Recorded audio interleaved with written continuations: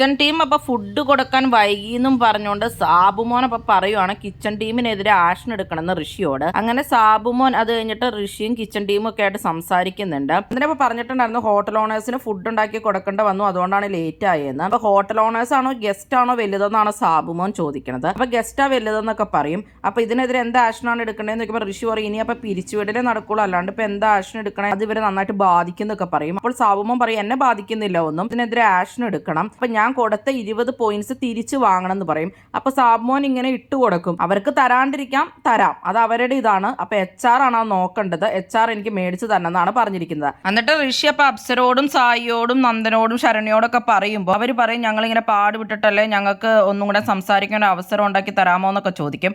എന്നിട്ട് ഋഷി പോയിട്ട് അപ്പൊ സാബുമോനോട് വീണ്ടും ചോദിക്കും, പറയും എനിക്ക് താല്പര്യമില്ല അവരോട് മിണ്ടാനെന്ന് പറയും. അത് കഴിഞ്ഞിട്ട് വരുമ്പോഴും ഈ അപ്സര ഇവരൊന്നും കൊടുക്കാൻ തയ്യാറാവില്ല 20 പോയിന്റ്സ്, ഞങ്ങൾക്ക് ഇത് മാത്രമേ ഉള്ളൂ, ഞങ്ങൾക്ക് ഇത് കിട്ടിയിട്ടല്ലേ കാര്യമുള്ളൂ. അപ്പോഴാണ് സായിയുടെ മണ്ടത്തരം പറച്ചില്. അതിഥി അപ്പൊ ഇത് തിരിച്ചു വേണമെന്ന് പറയണത് ഒരു പേപ്പറിൽ എഴുതി ഒപ്പിട്ട് കൊണ്ടി തരുവാണെങ്കിൽ തിരിച്ചു കൊടുക്കാം എന്നുള്ള രീതിയിലാണ് സായി പറയുന്നത്. അതെന്നുവെച്ചാൽ അതിഥി ആദ്യം നിങ്ങൾക്ക് താല്പര്യം ഉണ്ടെങ്കിൽ തന്നാൽ മതി എന്നുള്ള രീതി പറഞ്ഞു എന്നൊക്കെ പറഞ്ഞു. അപ്പൊ ഋഷിക്ക് ദേഷ്യം വരുവാണ്, അങ്ങനെ ഒരു അതിഥി ഒപ്പിട്ട് തരും എന്താ പറയണേന്നൊക്കെയാണ് ഋഷി ചോദിക്കുന്നത്. അല്ലെങ്കിൽ സായി ഭയങ്കര മണ്ടത്തരങ്ങൾ കുറെ പറയും. എന്നിട്ട് ഇവരുടെ ടീമുകാരെ ഋഷിയോട് പറയും ഞങ്ങൾ എന്തായാലും പോയിന്റ്സ് കൊടുക്കില്ല എന്നുള്ളത്. അപ്പൊ ഋഷി ഒരുപാട് പറഞ്ഞു മടുത്തു, ഞാൻ എന്താ ചെയ്യേണ്ടത്, നിങ്ങൾക്ക് വേണ്ടി കാല് പിടിക്കണോന്നൊക്കെ പറയും, വേണ്ടാന്നൊക്കെ പറയും. അത് കഴിഞ്ഞിട്ട് ഋഷി പറയും അതിഥിയല്ലേ ചോദിക്കണേ നിങ്ങൾ കൊടുക്കുന്നൊക്കെ പറയും. അപ്പൊ ഇവരും എന്ത് ചെയ്താൽ സമ്മതിക്കില്ല. അത് അപ്സര അത് കഴിഞ്ഞിട്ട് ഋഷിയോട് പറയും എന്തിനാണ് സാർ ഇങ്ങനെ ധാർഷ്ട്യത്തോടു കൂടി സംസാരിക്കുന്നതെന്ന് പറയും. അപ്പൊ അത് ഋഷിക്ക് ഇഷ്ടപ്പെടില്ല.